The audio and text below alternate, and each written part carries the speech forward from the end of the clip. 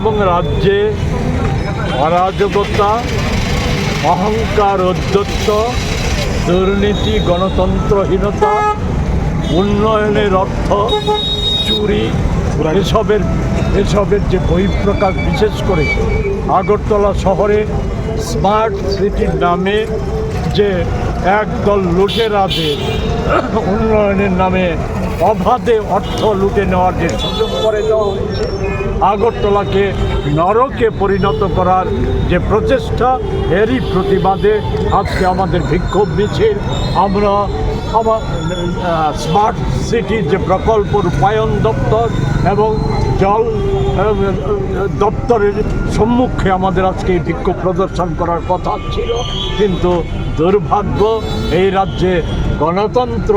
আজ এতটাই পদদলিত, সবচাইতে পুরনো আমাদের স্বাধীনতা সংগ্রামের ঐতিহ্য বহনকারী দল কংগ্রেস, আমরা অনুমতি পাইনি, ওরিয়েন্ট চমনি পর্যন্ত যাওয়ার অনুমতি পাইনি। কেননা আজকে 3টে নাগাদ আমাদের রাজ্যের মাননীয় মুখ্যমন্ত্রী উনি রবীন্দ্র ভবনে কোনো একটা সভা করেন। যাই হোক, আমরা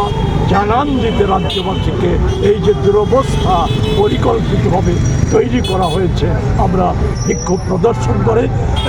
স্বল্প রাস্তার অনুমোদন আমরা পেয়েছি, আমরা শান্তিতে বিশ্বাসী, আমরা সেখানে প্যারাডাইজ চমনিতে আমরা একটা সংক্ষিপ্ত বিক্ষোভ সভা করি।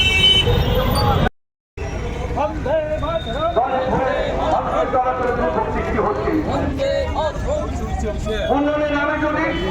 ভারতের দুর্গত